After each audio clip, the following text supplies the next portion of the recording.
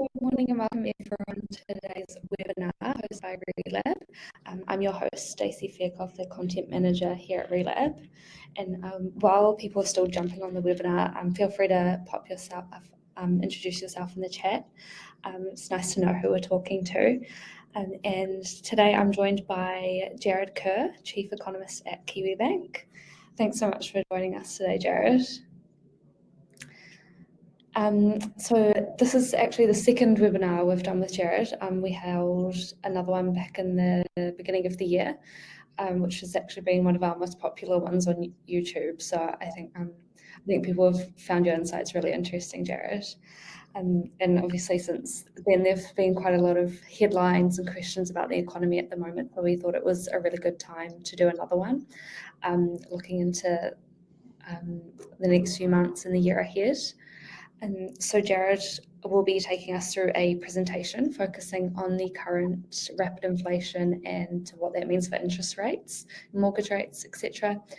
And I am sure there will be plenty of questions for Jarrod throughout the webinar. So please feel free to put those in the chat channel there, and I will address those at the end of the webinar once Jarrod's presentation is wrapped up. We also have Lou in the chat channel monitoring for any general questions. She'll be able to help you out if you've got any technical issues. And I'll also note that this webinar will be recorded, so you can go back and watch it if you have to pop off or you miss something.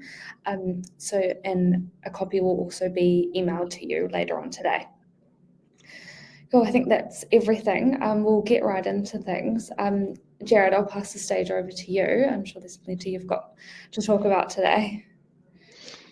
Yeah, you're absolutely right. A lot has happened since the last time we had a chat. The global economy is softening. Obviously, the war in Ukraine is an issue, and Europe is under significant stress, particularly coming into the cooler months with the energy crisis over there, and the United States looks like it's going to slow down as well, and China is struggling. Their economic output is really weak, and their property market is in distress. We're seeing substantial declines in property prices in China. 2/3 of their cities are recording declines in property values. So there's a significant correction happening in the northern hemisphere, but also in our region in Asia as well, and the outlook is particularly awkward. Then, of course, we have the cost of living crisis, high inflation.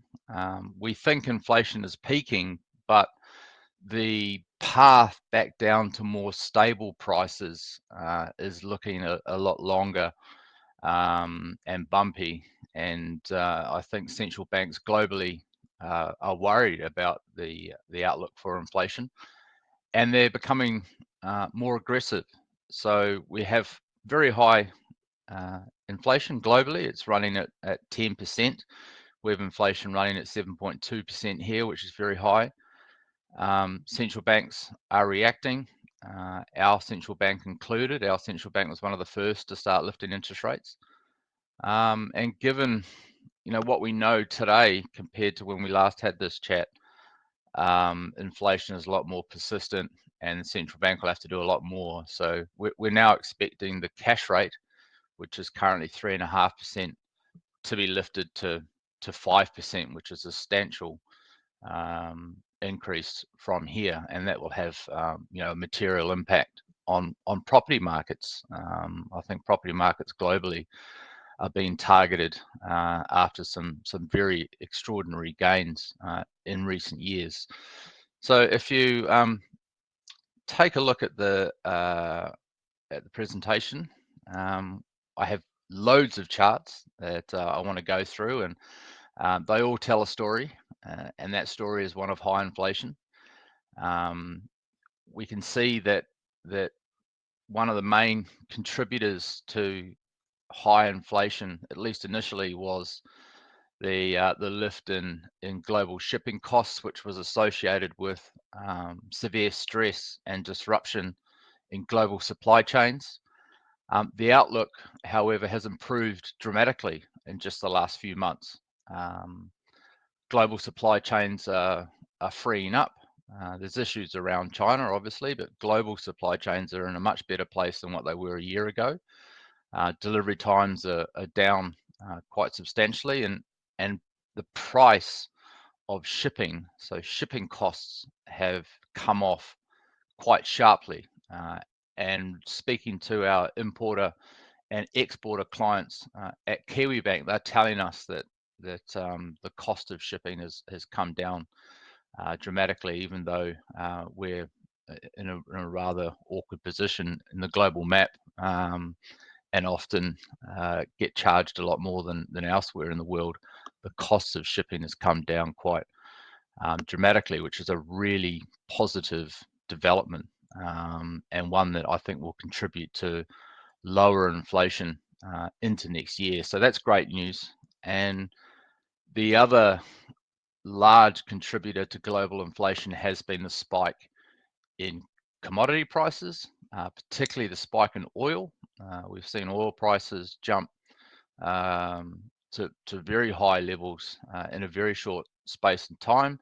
But again, over recent months, it looks like commodity prices globally are declining, which is great.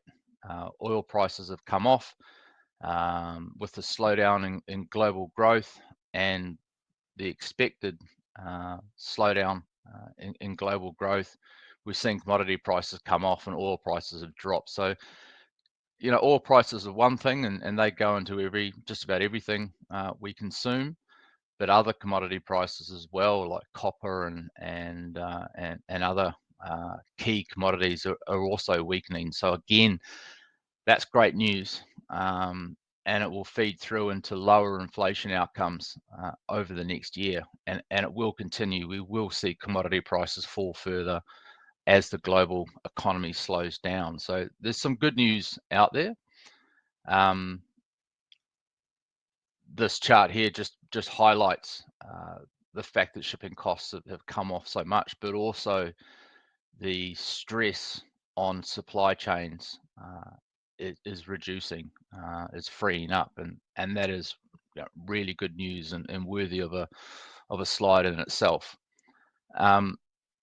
Thinking about our inflation, we had our inflation report out just last week. It surprised us all on the high side. So the headline rate, the rate at which inflation is increasing, only came down to 7.2 from 7.3.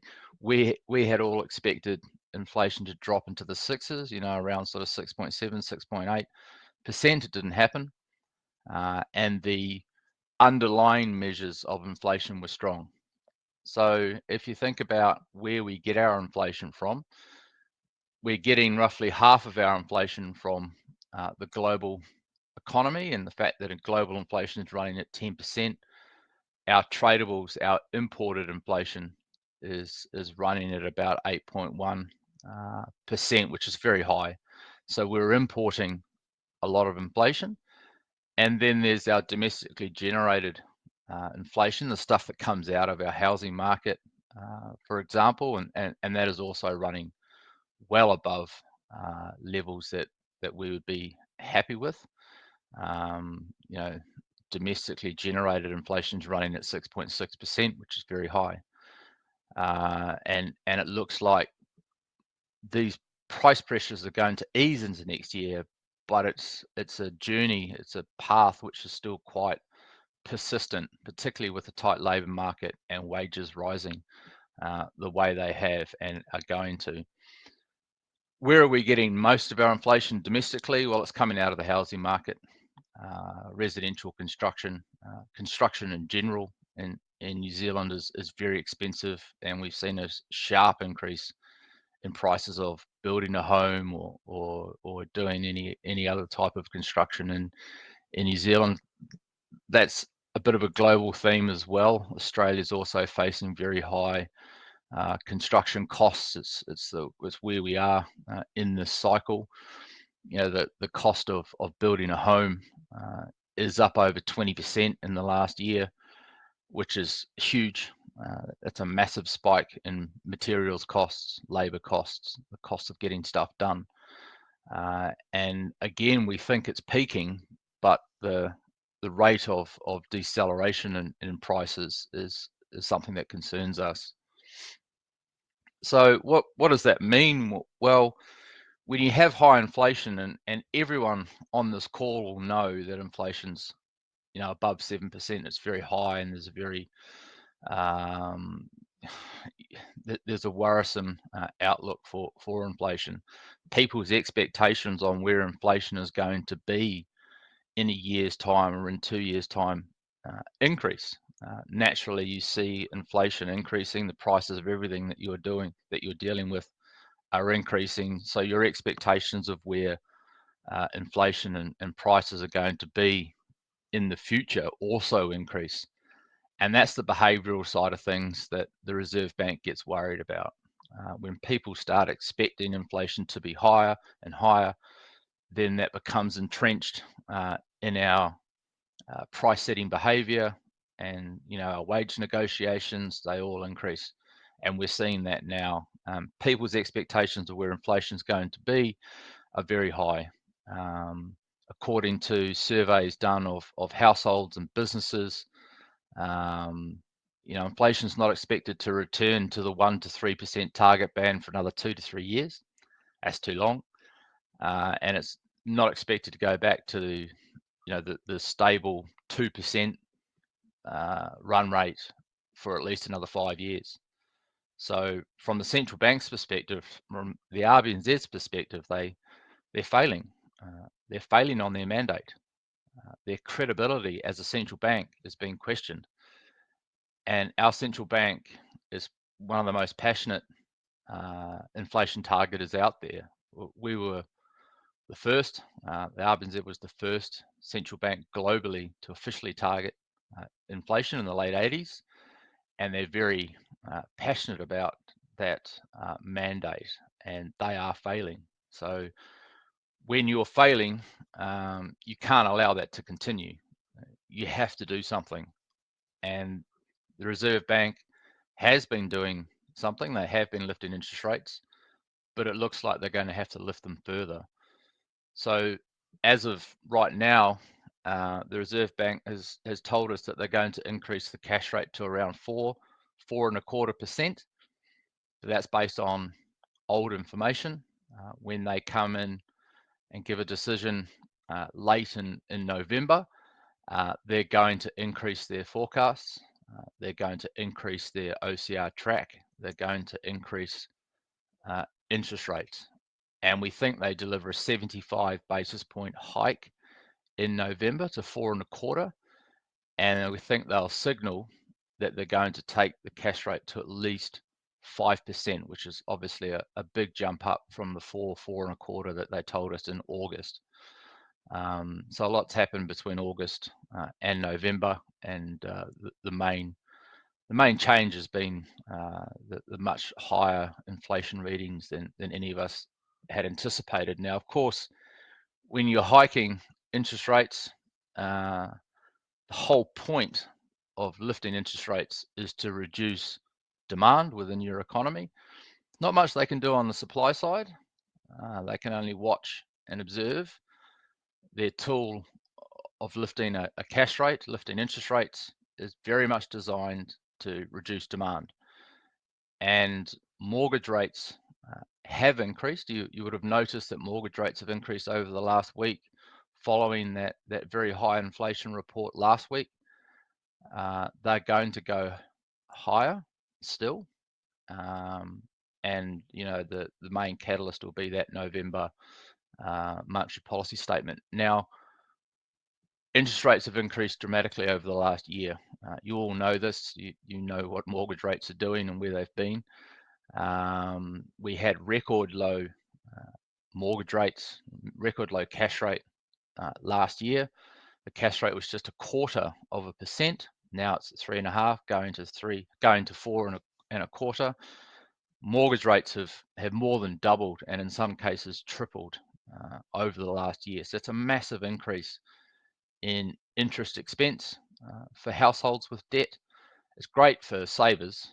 Savers were complaining a lot in recent years about getting very low interest rates. Now they're getting much more reasonable interest rates on their savings, but of course people with debt have gone from mortgage rates of around 2 to 3% to looking at mortgage rates around 6-7% and higher. So that is a massive increase in interest expense, and it's going to be felt right now. So monetary policy works with a lag, so they lift the cash rate, but it takes a while to feed through the economy, particularly because most of us with mortgages, we fix our mortgage rates for 1, 2, 3, 5 years. So it takes a while for those higher rates to come through. Most of our mortgages are rolling off in the next 6 months. A large chunk of our mortgages roll off over the rest of this year. So people who have fixed for 1 or 2 years at very, very attractive interest rates are now rolling off and are facing much higher interest rates. So the pain on households, the pain on the property sector is coming through as we speak right now, and over the next few months. So we will see, I think, a substantial tightening in monetary conditions and a tightening in household budgets. Their ability to spend, particularly on discretionary items, is going to come into question, in the next few months. And this is where the rubber hits the road. This is where the impact of all these rate rises that we've seen over the last year hit the economy. And we think it's going to cause a significant slowdown in growth. Of course, over the last couple of years, we've increased our debt a bit in housing. That was by design. The Reserve Bank slashed interest rates deliberately during COVID to stimulate credit and to stimulate mortgage growth, and they did that. So the amount of mortgages, the amount of debt that we've taken on as an economy has increased in the last couple of years. That means that we are more interest rate sensitive. So we've got more debt, and with higher interest rates, it's going to become, that much harder to pay off. So the Reserve Bank is increasing the extraordinary stimulus that they delivered during COVID. So obviously they slashed the cash rate, they did quantitative easing, they did everything they could to stimulate growth. Now we have overstimulated growth. We have too much inflation. Central banks, especially the RBNZ, are now in the process of trying to unwind that stimulus and actually tighten conditions to slow the economy down. And it's a global phenomenon. It's happening everywhere. What that means is we obviously face a period of very awkward growth. Our economic growth has been quite strong over the last decade. We obviously had the massive disruptions from COVID, but our forecast growth over the next few years is much softer. We're expecting our economic growth over the next few years to be below trend, to be below potential. And that's on the back of very, very large increases in interest rates. It will cause a slowdown in our economy. I noticed one of the questions in the chat here talks about resource supply constraints. It's a great question. One of the largest constraints, if not the largest constraint in the economy right now, is the labour market. Businesses are screaming out for workers. We've had no migrants, or very little migrants, coming into the country for 3 years now. In fact, we've actually got a net outflow of Kiwis from the economy. So it's very hard finding workers, and it's right across industries. It's right across skill levels, low skill workers to high skill workers, people in agriculture to people in banking. Across the board, there is a real shortage of labour, and you can see that when unemployment rates fall, you start to see an increase in wages. That's what we call the Phillips curve. It's a beautiful curve that invented by a Kiwi economist, Bill Phillips, and that is the relationship between unemployment or tightness in your labour market and wages.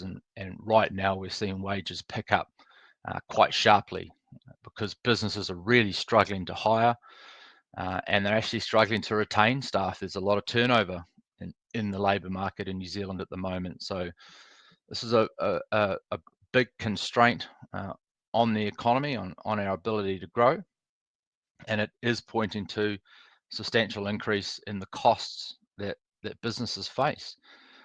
And when we ask businesses, how are you feeling? What's going on in your world? What worries you? The labour market's probably the first thing they'll say. So employment intentions, so businesses' intentions to hire are still very, very high. They're struggling to find workers. And then when you ask them, well, what about your investment intentions? What about your willingness to buy new machines or expand your business? The confidence has collapsed in business circles, particularly around the future and the willingness to invest for the future. And that worries me. That worries me a lot. When businesses stop investing, when businesses, are forced to deal with a bunch of fires that are happening right now and substantial increase in cost, and they don't have their heads up looking to the future, that kills growth instantly. And I think that's what we're going to see. Businesses are telling us that they're worried. They don't have the confidence to invest, particularly small to medium sized enterprises. They're worried. And I think that so long as that continues, and it will continue, I think, into next year, growth in our economy is going to be affected, and we're going to see a slowdown, as I mentioned before. But it really is around what businesses are feeling, and they're not happy. They're downbeat, and you can understand why their cost base is increasing quite sharply. It's not only labour costs, but the cost of materials, the cost of importing, exporting, all this sort of stuff is feeding through to increase costs, and their perceptions around profitability and how profitable they're going to be over coming months and years has been hit quite hard. So that really does worry me. And it's also being matched, unfortunately, by households' confidence. So when you ask people on the street, how are you feeling? Are you worried or are you happy? They're worried. Again, just like businesses, consumer confidence has been hit quite hard, and it's been hit by a number of factors. Most people have a job and they're quite happy, and their earnings are increasing, but they're worried. They're worried about rising interest rates, what that does to them. They're worried about the very high level of inflation that they're having to deal with, the cost of living crisis. And for most people, they're worried about their house price.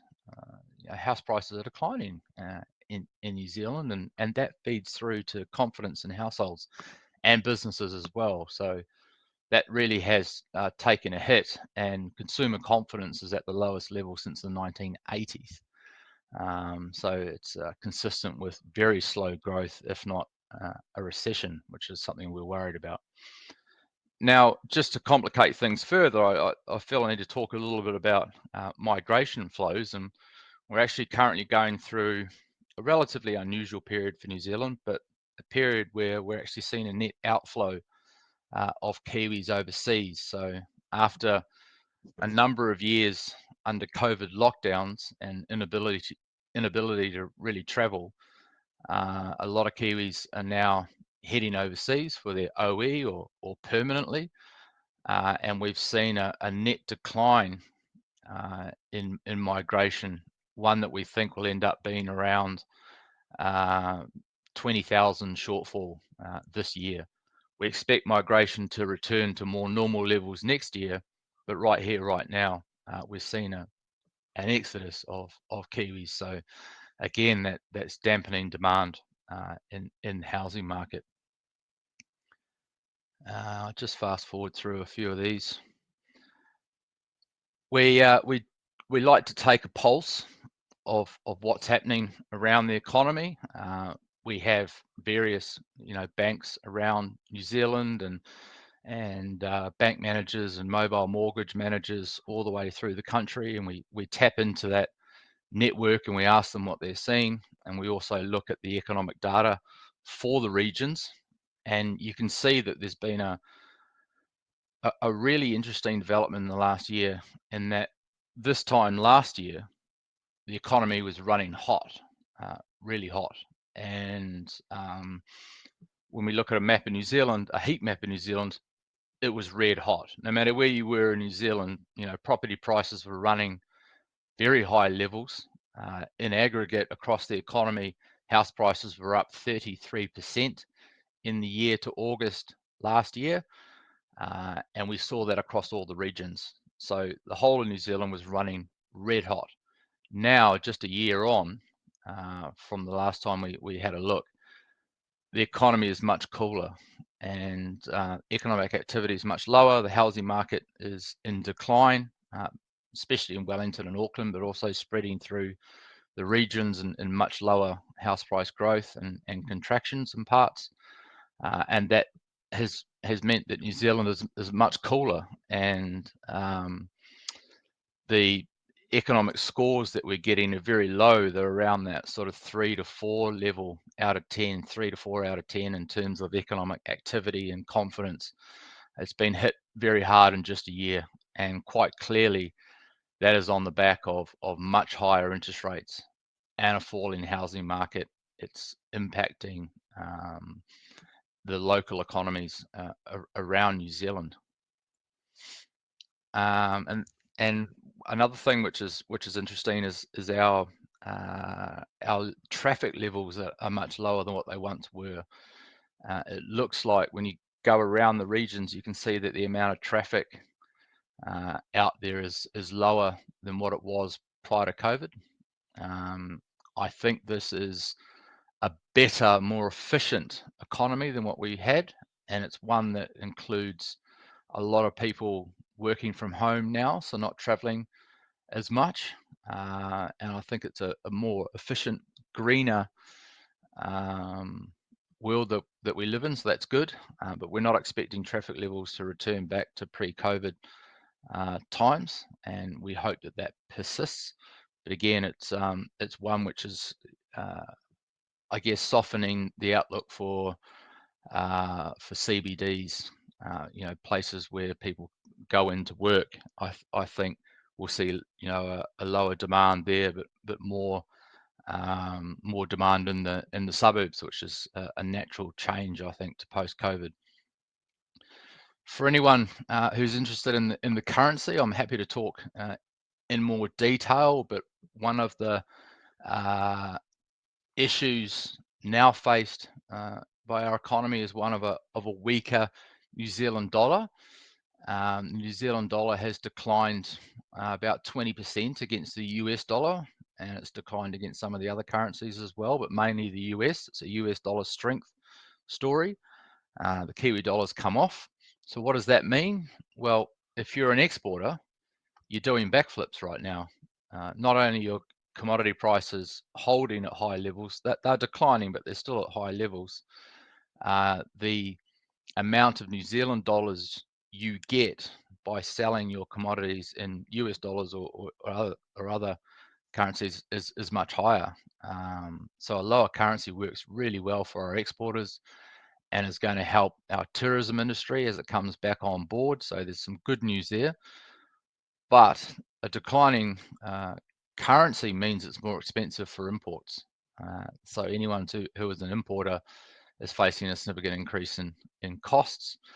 And that also means that the inflation that we are importing is going to be pushed higher by a weaker New Zealand dollar. So it's great for exporters, it's great for a large part of our economy, but it's also frustrating the outlook for inflation over the near term.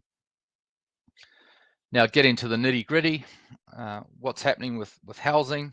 Well, prices are declining, you all know this. Wellington's down about 17%. I think that's weather affected.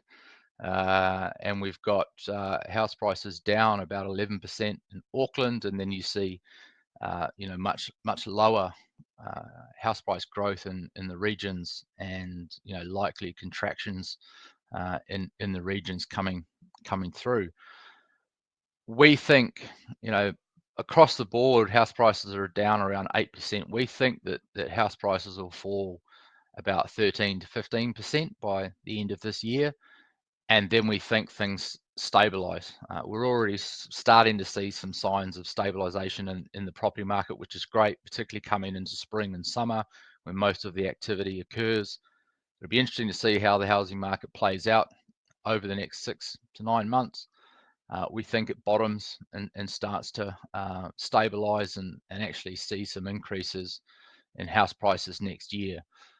Again, migration will be part of that story as migration numbers pick up next year, but also the fact that the housing market is still largely undersupplied, and there is a shortage of dwellings, and we can see this in all the data that everyone on this call is well aware of. That the days to sell is increasing. The fact that property is on the market for longer means the total number of homes up for sale, the total number of listings is also increasing. This is a pretty clear cut signal that the housing market has weakened and may weaken a little further before stabilizing. But we are expecting these things to turn around next year. And when we think of the housing market, we really do think of it in terms of supply and demand. What's the demand doing?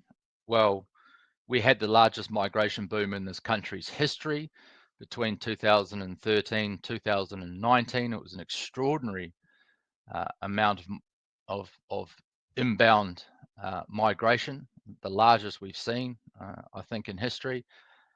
And then we had COVID, and over that COVID period, obviously migration dropped to zero, and we've had a big change in that demand dynamic. So we had a long period of very, very strong population growth.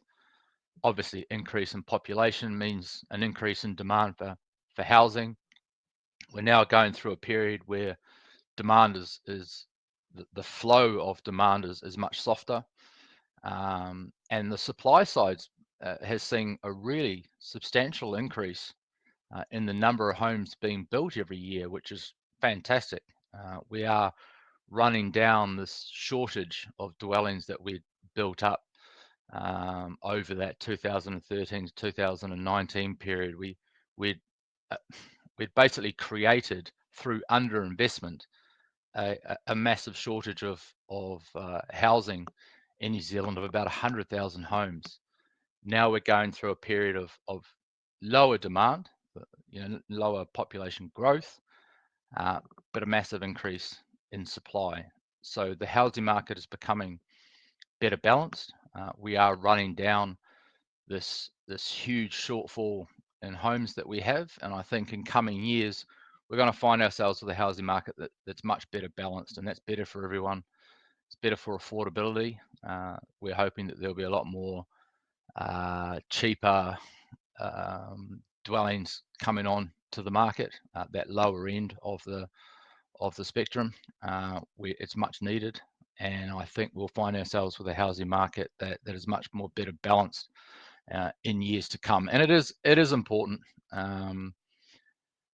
You can see that we have seen such a surge in supply. We've noticed it in all the metrics that we follow, from building consents to electricity connections, these sorts of things. They've all increased. It's all very positive, and it's very important because when you look at cities and you look at how many dwellings have been created and built, the more you build, the better balanced your housing market is. There are some cities where, like Auckland, where we just simply haven't built enough dwellings, and that has caused quite unsustainable and unreasonable gains in prices, particularly land-based prices, the supply issue. The more we can free up supply, the more we can free up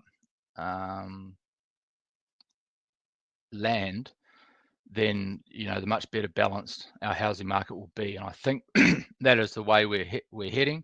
And I hope we can really iron things out for our economy for the better. I've gone through a lot, and I'm wary that I'm starting to run over time a little bit here, so I'll stop. And I'm really keen to answer your questions. So please ask away. Nothing's off the table. Cool. I will ask a question that's based off this slide. I remember last time we did have a bit of a conversation around Canterbury keeping up with a lot of their supply. And do you think that's helped them be a bit more stable compared to the rest of the country, seeing in hindsight what's happened now? Yeah, absolutely. You're right. Canterbury is a bit of a standout, and for obvious reasons, having an earthquake and then going through years of rebuilding. They're at a point now where they've actually supplied, a lot of homes. They've supplied a lot more than other cities, for example, by necessity, and they're obviously rebuilding. But the fact that they have built so many homes relative to population has made their market a lot more stable. They didn't get the same increase in prices that we did in, say, Auckland or Wellington or elsewhere. They didn't see that same dramatic run up in price because their housing market was better supplied. They're much better balanced, and they're not declining as much now. So it works both ways. Canterbury's housing market is a lot more stable than others, and again, it's because it's better balanced and it hasn't gone through these excesses that other markets have. So yeah, I think Canterbury is a lot more stable than other parts because of their housing supply demand dynamics. Yeah. Cool. And we've got a question here. Where do you see interest rates peaking and starting to come down? Yeah, so our guess is that the cash rate peaks at 5% early next year. So that means mortgage rates are starting to factor that, or have factored a lot of that in now. So I think over coming months we may see mortgage rates lift, a little more, but they have factored in the fact that the cash rate is going to continue to increase to 5%. So I'm hoping that, over the end of this year, we see mortgage rates peak, only a little bit above where they are now, given that they've all been lifted in the last week. And then I think the next move from the Reserve Bank is going to be rate cuts. So they get to 5%, they hold there for a while to make sure inflation's under control. We think inflation comes under control into the second half of next year, and that's a global story. And then I think that central banks will be in a position to start lowering interest rates again. If not at the end of next year, then early in 2024. And I think a lot of that's driven by the fact that all central banks are tightening quite aggressively now. They're all lifting rates now, and it's going to work. I think the fact that 75 central banks globally are lifting interest rates to fight inflation, I think they will win that battle. Unfortunately, in the process of winning that battle, there are going to be recessions in Europe and the UK, maybe the US and parts of Asia. So we're going to see significant slowdown in growth, and that will then lead to, interest rates being eased. Do you think those other countries will have quite a big impact on us, or what do you see happening there? Yeah, definitely. We're a very small, open economy, just like Australia. Australia's tiny, right? And we're smaller than Australia. We have very, very small economies who have large export sectors. We export, we deal a lot with the world, a lot more than most other countries. And we're going to be heavily impacted by what happens to global growth, particularly growth in Asia, right? Our largest trading partner is China. China's going through a very awkward period at the moment. So I think demand from our largest trading partners is going to slow quite, well, it already is slowing quite quickly, and that'll then feed through into lower commodity prices and potentially lower volumes for us next year. But we will perform better than most economies around the world. Cool. And how does probable energy supply disruption in the coming years factor into this analysis? That's a good question. Something I haven't looked at or thought about in great detail. I think we're reasonably well balanced, particularly given we're predominantly hydro. So I guess the disruptions there are more around weather and droughts, and potentially that causing an impact. I think there's a lot happening in the energy sector, trying to become more renewable, more stable. It's going to take time just to sort out, but energy disruptions here are much lower than overseas. And I'm not sure if this question's actually for us or for Europe. If it's for Europe, then it's a massive disruption that will, I think, induce a recession over there. It's just a matter of time. I think it's happening now. It's going to get worse, and Europe will be in recession because of that energy disruption. Cool. I think that's the end of the questions from what I can see. Yeah, is there any last thoughts you had to finish us off?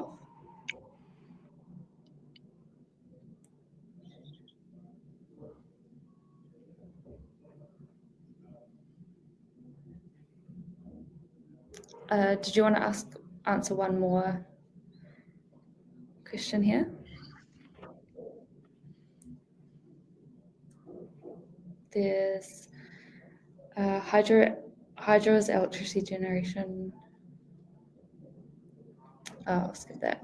Is NZ heading for recession? You kind of mentioned that before.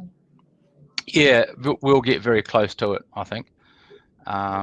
If we don't actually get a proper recession, we'll get something that feels pretty close to it. Again, we think it's probably short-lived, this downturn over the next 6 months to a year. The central banks will then react the other way.